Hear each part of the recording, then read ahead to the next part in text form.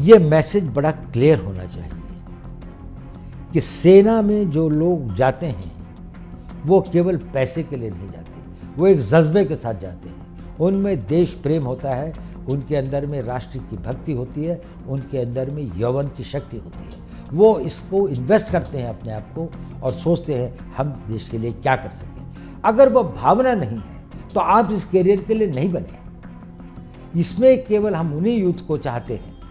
आपकी ट्रेनिंग कितनी है, आपकी फिजिकल फिटनेस कितनी है, यह आवश्यक है, लेकिन इससे भी ज़्यादा आवश्यक है कि आपकी मानसिकता क्या है। तो अगर कोई भी यूथ अग्निवीर बनना चाहता है, और मेरा सारे यूथ को इस देश के से यही है, मेरा मैसेज यही है, पॉजिटिव हो, be positive, have faith in the nation, have faith in your leadership, when you join the army and others, the leadership there, have faith in the society and have faith in yourself.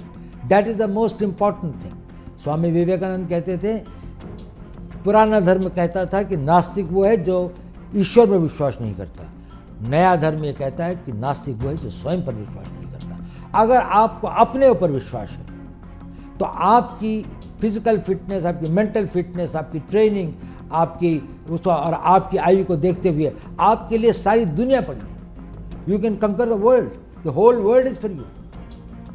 अगर आप डिमोरलाइज्ड हैं, अगर आपकी negative thinking है, तो आपको सारी चीज़ें पॉजिटिव होते हुए भी भविष्य अंधकार में दिखेगा। भविष्य में आस्था रखिए, अपने में विश्वास रखिए और आपका भविष्य बहुत उज्जवल होगा। जो हम कल कर रहे थे वही भविष्य में भी करते रहें तो हम सुरक्षित रहेंगे, ये संभव नहीं है। यदि हमें कल की तैयारी करनी है तो हमें परिवर्तित होना पड़ेगा। आवश्यक इसलिए था कि ये सारी का सारा जो इन्वायरमेंट है भारत के चारों तरफ सारे संसार के अंदर में वो बदल रहा है। दूसरा, इसको एक परिप्रेक्ष्य में देखने की ज़रूरत है। There is a need to look at it in a perspective. ये अग्निपथ अपने में कोई योजना नहीं है, यह अग्निपथ अपने में कोई स्टैंड अलोन साइलो नहीं है। प्रधानमंत्री नरेंद्र मोदी जी जब सत्ता में आए 2014 में, तो उनकी सबसे बड़ी प्राथमिकता, one of his prime priority was how to make India secure and strong, and that required many avenues, that required many steps, multitude of them. Broadly speaking, they come under the four heads. It requires equipment, it requires change in systems and structures, it requires change in technology, it requires change in manpower, policies, and they have got to be futuristic. कल और भविष्य की तरफ देखते हुए हमारे को इन चारों क्षेत्रों में अपनी प्रगति करनी है. अग्निवीर जो हैं उनकी ट्रेनिंग सिर्फ 1 या 3 महीने की होगी. मतलब आर्मी चीफ ने कहा है दैट बाय दिसंबर रिक्रूटमेट हो जाएगी और मार्च तक डिप्लॉयमेंट हो जाएगी. ये कहाँ से आप उनको ट्रेनिंग दे सकते हैं रेडार या सबमरीन के लिए? How to run it, how will you train them इतनी जल्दी? कि भारत का वो देश जिसकी सबसे यंग पॉपुलेशन है, उसकी एक ओल्डेस्ट आर्मी है. जहाँ पर 2030 के अंदर में 50% लोग 25 साल से कम उम्र के होंगे, उसी देश के अंदर में जो सेना की एवरेज एज है वो दुनिया के सबसे अधिक एजेड आर्मीज में से है. तो हमें उसको ठीक करना था. अब आपने प्रश्न किया कि यदि हमारे को अग्निवीर बनाते हैं या हम अग्निपथ के रास्ते पर चलते हैं तो किस प्रकार से हम उनकी ट्रेनिंग और उनको इक्विप कर पाएंगे इन नई चुनौतियों का, to meet the new challenges and the threats. Will they be competent enough? Now let me tell you one thing. First point you must understand, Agniveer will never constitute the whole army. Agniveer केवल पहले 4 साल में recruited जवान होंगे. बाकी लोग जो होंगे जिनका की प्रोपोर्शन एक बहुत बड़ा होगा, वो अनुभवी होंगे. They will be experience, they will be trained and other, and these Agniveer, those who become the regulars eventually, will go through more intensive training, will acquire the experience, will become more battle worthy and more experienced over the period of time. So Indian Army at any point of time will have a large number of people who, though recruited as Agniveer, but had been specially selected for their suitability, for their fitness, for their agility, for their motivation and for their aptitude for the job, and also did not have that sort of the personal problems by which they would like to leave the army and settle for something which is more stable and a personal life.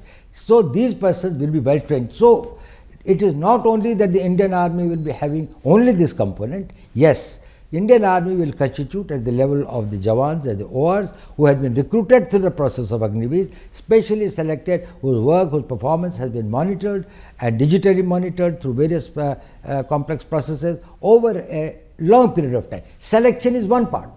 Even when you select people who are physically fit and others, it's a very small this thing. But when we observe them over a longer period of time, we are able to see that what sort of material do we have which will make the ideal soldier for the future. Imagine the army of 15 years hence, in which all those who have been recruited have come through the special 4 years probation period and then gone and joined the army. See their technical skills, see their motivation, their physical fitness and others.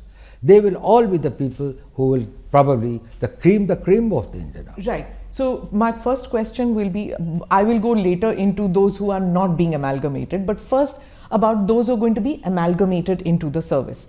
There's already a system of your regiments and corps. Will it not demotivate somebody who has gone through the NDA, who's gone through the rigorous training process earlier, and then they'll see them as Johnny come latelys, abhi aaye hain, abhi fauj mein ghus gaye hain, and they're already getting the benefits that we were getting, but we had to put in so much more hard work. So will it cause a disruption, and will they be seen as lesser soldiers? देखिए, सेना में जाने वाला हर recruit fresh होता है, चाहे वो regular में जाए, चाहे वो अग्निवीर की तरह जाए, चाहे आज से 15 साल पहले जाता था, उसकी भी पहले 1 महीने की सर्विस होती है, फिर 6 महीने की होती है, फिर 1 साल की होती है। वो शुरू नहीं होता है 15 साल की या 12 साल की सर्विस के साथ में। एक बात, जहाँ तक रेजिमेंट्स का सवाल है, इसमें 2 बातें समझनी चाहिए।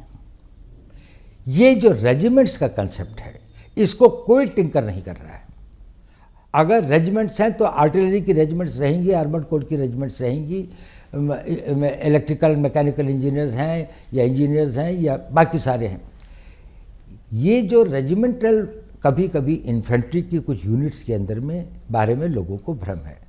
पहली बात तो अब कोई कास्ट बेस्ड रेजिमेंट्स बहुत कम बची हैं, सिर्फ 2 या 3 हैं जो कि अभी भी प्योर उसी एरिया के क्षेत्रों को करते हैं। और ये एक कॉलोनियल लेगेसी है। अंग्रेज़ ये चाहते थे कि कोई भी चीज़ पैन इंडिया ना हो, और वो ये चाहते थे कि उनको किसी न किसी वर्ग में बांटा जाए और उस वर्ग या क्षेत्र के प्रतिनिधि के रूप में जाए। उनका कोई नेशनल पर्सपेक्टिव नहीं हो, क्योंकि इससे उनके अपने कॉलोनियल एम्पायर को एक खतरा था। देखिए, मैं आपको बताता हूँ, इसी इंडियन आर्मी को फर्स्ट टाइम ये नेशनल आर्मी के रूप में कब आई? आज़ाद हिंद फौज की तरीके से, when it became the Indian national army. क्या था उसका? 60,000 की फौज थी। कोई रेजिमेंट थी इनकी? थी रेजिमेंट।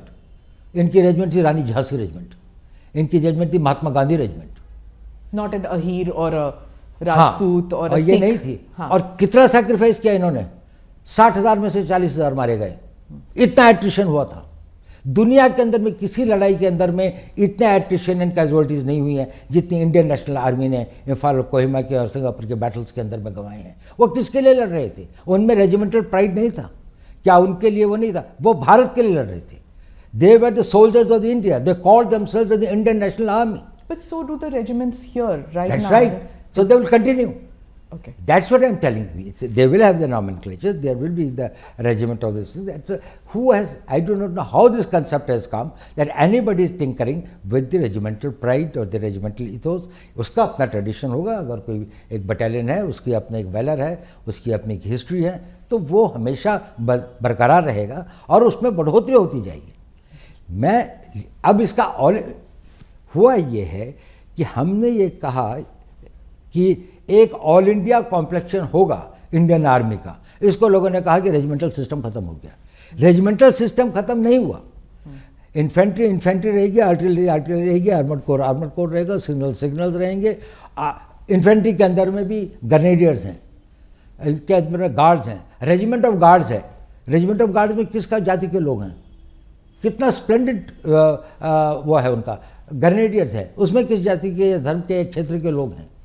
हमारे जो परमवीर चक्र जो है जब उनको मिला तो एक ग्रेनेडियर्स ने जितने ऑनर्स एंड बैटल ऑनर्स उन्होंने लिए हैं। तो ये सिर्फ हम ये चाहते हैं कि भारत के हर नागरिक, हर यूथ, हर युवा, every youth of this country who has got a desire and a motivation and feels a sense of commitment to defend the country, he gets an opportunity. His youth, his energy, his talent is plowed towards making this country strong and impregnably defendable. What happens after those 4 years are over and they don't find space in the services, and they don't find space in the paramilitary? Because the reason I'm asking is कुछ loose comments आए हैं कि वो plumber, electrician बन सकते हैं, security guard बन सकते हैं। तो फ्यूचर को लेके थोड़ा बहुत एप्रीहेंशन कर लीजिए या डर है लोगों में कि how will they be better of after the 4 years? Will they have a skill set which is market friendly, which they can get jobs? इसके लिए वो सारे रास्ते खुले हैं। उसके बाद उसके पास में 11 लाख रुपए के लगभग पैसा भी है, जिससे वो कोई नया कोर्स कर सकता है, आगे की पढ़ाई कर सकता है। यूनिवर्सिटी में जाना चाहे तो यूनिवर्सिटी की पढ़ाई कर सकता है। उनमें से कोई अगर टेक्निकल स्किल्स ज्वाइन करना चाहे तो पॉलिटेक्निक्स और उसको ज्वाइन कर सकता है। आजकल एवरेज एज सेटलमेंट की अपने करियर में 24-25 साल, 26 साल होती है। देखिए, आज हम उस ज़माने में हमारे एज स्पैन के साथ में 1 लाइफ 2 कैरियर्स की बात करते हैं। अब तो लोग 1 लाइफ 3 कैरियर्स की बात करते हैं। कंपेयर करें, यही आदमी अगर 15 साल के बाद जाता तो 32, 33, 34 साल का होता। इस वक्त में अब उसको कोई ना ट्रेनेबल है, उसकी एज जितनी भी नहीं है कि वो घर में बैठ जाए, क्योंकि अभी उसकी शादी हुई 3-4 साल हुए हैं। अभी उसके पास कोई छोटा बच्चा है जिसको पढ़ाना भी है। कोई लड़की होगी तो वही 15-20 साल के बाद शादी के लायक होगी। उसके पास में जिम्मेदारियाँ ही जिम्मेदारियाँ हैं। पहले का ज़माना फ़र्क था। ये जो सोल्जर था वो गांव से आता था और गांव वापस चला जाता था। गांव में रहने के लिए उसके पास थोड़ी ज़मीन होती थी और पेंशन पे गुजारा हो जाता था। आज पेंशन पर उसका गुजारा नहीं हो सकता, तो उसको सेकंड कैरियर की आवश्यकता होती है। 34 साल के बाद में इसका 40 साल का जीवन अभी और बचा हुआ है। इस 40 साल के जीवन में ना उसको हम नई ट्रेनिंग दे सकते हैं, ना उसको कहीं पर अगर अब्जॉर्व करें तो वो एक नए कैरियर की नई शुरुआत, नई जोश के साथ में उसको आगे बढ़ा सकता है। तो इसलिए इसको ये रखा गया है कि अगर वो 4 साल के बाद में आते हैं तो उनकी ट्रेनिंग, उनका डिसिप्लिन, उनका बैकग्राउंड, उनका आर्मी का कैरियर उनको समाज में एक ऊंचा स्तर देता है। उसके बाद उनके पास में एजुकेशन भी है, और ये टॉप ऑफ इट है कि सरकार ने कहा कि 10% CPMF में होंगे, डिफेंस फोर्सेस के अंदर में, जो डिफेंस मिनिस्ट्री ऑफ डिफेंस के अंदर में कोस्ट गार्ड है, बाकी चीज़ें हैं जो कि उनके उसमें अंदर में आती हैं, डिफेंस सर्विस कोर है, और जो उसके अंदर में और काफ़ी मिनिस्ट्री का है। अब देखिए, ये 10% अग्निवीर का नहीं है, ये 10% उनके यहाँ भर्तियाँ होने वाले लोगों की हैं। तो अगर फर्ज कर लीजिए कि CPMF की भर्ती 40,000 या 50,000 की है तो उसमें 5,000 जाएंगे। या 10% अगर जो उनके 3,000 या 4,000 लोग या 5,000 लोग जो है वो उनके जो उसका 10% नहीं होगा। ये इन नहीं, अब भारत आगे बढ़ रहा है, भारत की प्रगति हो रही है। पहला आदमी अग्निवीर जब रिटायर होगा तो आज से 5 साल के बाद में होगा। उस वक्त भारत की इकोनॉमी 5 ट्रिलियन की इकोनॉमी होगी। प्राइवेट सेक्टर एक नई गति और नई दिशा के साथ में आगे बढ़ेगा। डिफेंस इंडस्ट्रीज जिस तरह से बढ़ रही हैं, बहुत सारे ऐसे काम होंगे। डिफेंस पब्लिक सेक्टर अंडरटेकिंग्स के अंदर में जिस प्रकार से विस्तार हो रहा है, कंट्री के अंदर में मैन्युफैक्चरिंग बढ़ रहा है, उनको लोगों को ये लोग चाहिए जो डिसिप्लिन्ड हों, ट्रेनेबल हों, और जिनके साथ जिनके पास में उम्र हो। इनका सबसे बड़ा एसेट है इनकी उम्र, कि ये अभी भी यंग है। इस उम्र में कई लोग अभी भी अगर जाए पॉलिटेक्निक के अंदर में लोग भर्ती होने के लिए जाते हैं तो उनमें से कई लोग 22, 23 साल के होते हैं, 2 साल 3 साल का कोर्स करते हैं। उसके बाद वो अपने लिए एक मैन्युफैक्चरिंग जाए, कोई कंप्यूटर का कोर्स करते हैं, 2 साल का कंप्यूटर का कोर्स करें। इंफॉर्मेशन टेक्नोलॉजी के फील्ड में इतने वो हैं। तो इनके लिए स्थान ज़्यादा होंगे, इनका भविष्य टोटली सुरक्षित है और इनको किसी प्रकार की चिंता करने की बात नहीं है, क्योंकि इनके पास में 22 साल की उम्र है, इनके पास में 4 साल देश की सेवा करने का एक सर्टिफिकेट है, इनके पास में एजुकेशनल क्वालिफिकेशन की एक वो है, और उसके अलावा इनके पास में एक ऐसी धनराशि भी है जिससे इसको इन्वेस्ट कर सकते हैं। और अभी इनकी इनकम्बेंसीज नहीं है, अभी इनके परिवार नहीं है। जो ट्रेनिंग के लिए चाहे तो कोई मद्रास जाना चाहता है, कोई कश्मीर जाना चाहता है, कहीं भी जा सकता है, वो मोबाइल है। जब वो 34 साल की उम्र में आप उसको भेजते हैं, उसके साथ सबसे बड़ा अन्याय है, क्योंकि ना तो वो घर बैठ सकता है, ना लोग ऐसी जगह पे जा सकता, अपने क्षेत्र से बाहर भी नहीं जा सकता। Sir, agar if this scheme was so overdue, so necessary, keeping in view that wars have changed, the nature of wars have changed, and the nature of the requirement of manpower has changed for India, अगर ये इतना overdue था तो इसके against इतने protest, इतने sudden protest क्यों हुए? देखिए ऐसा है, इसमें दो तरह के प्रोटेस्ट या अपोजिशन है मैं कहूँगा। एक तो ये है जो कंसर्न हैं, वो देशभक्त भी हैं, उन्होंने देश की सेवा भी की है और अपने जीवन का बड़ा भाग जो है देश के लिए अपनी जानों की बाजी भी लगाई है। उनको फियर ऑफ अननोन है, और जब भी कोई परिवर्तन आता है, any time that a change comes, उसके साथ में जुड़ी हुई anxieties and fears are always there. कुछ भय होते हैं, कुछ आकांक्षाएं होती हैं, कुछ अनागतवती चिंताएं होती हैं जो आदमी को घेरती है। इतना बड़ा परिवर्तन, इतना बड़ा चेंज हो जाएगा तो कहीं ये तो नहीं सब कुछ पलट जाएगा। तो ये हम इसको समझ सकते हैं। इसके लिए आपने देखा होगा, यदि आपने 15 तारीख जून के बाद में जैसे जैसे इन लोगों को अधिक सूचना और पूरी बात का पता चल रहा है, और भी बातों का समय के साथ पता लगेगा, वैसे वैसे ये लोग इसको समझ रहे हैं कि ये तो हमारी बड़ी पुरानी आवश्यकता थी, इसमें हमारे वेटरन्स भी शामिल हैं और ये एक अच्छी चीज़ है। उनके कंसर्न हैं कि इनका क्या होगा। अब उनको पता लग रहा है कि इनके लिए भी एक भविष्य निश्चित करने की योजना है। उनको ये लग रहा है कि आर्मी के अंदर में जो एक्सपीरियंस लोग रहेंगे कि नहीं, अब उनको भी पता लग रहा है कि नहीं, आर्मी तो एक्सपीरियंस लोगों की, आर्मी डिमोबिलाइज हो रही है, ये लोग तो रहेंगे ही, और इसके बाद में जो आएंगे वो अग्निवीर के स्ट्रीम से आएंगे, वो एक दूसरे स्ट्रीम से आ रहे हैं, पर यही फिर आगे इनकी 5 साल 6 साल 15 साल ये और सर्विस करेंगे। तो उनकी वो जो भय और आकांक्षाएं हैं उनमें धीरे धीरे कमी आ रही है। एक दूसरे वर्ग है, उसका ना राष्ट्र से कोई मतलब है, ना राष्ट्र की सुरक्षा से कोई मतलब है, ना वो राष्ट्र के प्रति इतने समर्पित हैं। उनके they are conflict entrepreneurs. What they want is that they want a conflict in the society. They would like to create anything which is close to the anarchy. Now these are the person who will go for stone throwing, demonstrations, burning the trains and others, not what is the cause. But wherever there is an opportunity, they think that they can emotionalize or mislead the people, or they can have this thing. जो अग्निवीर बनने वाला होगा वो ना किसी प्रलोभन में आता है, ना वो किसी से बहकाया जा सकता है, ना वो किसी के द्वारा दुष्प्रचार के लिए प्रेरित किया जा सकता है। ये जितने लोग हैं, मुझे नहीं लगता कि ये वो लोग हैं जो कि सेना के लिए और सेना में जाने के लिए बहुत इच्छुक है, या जिनके पास में एक साइकिक मेंटल सेट है। वो अपने घर में बैठ के तैयारी कर रहे होंगे।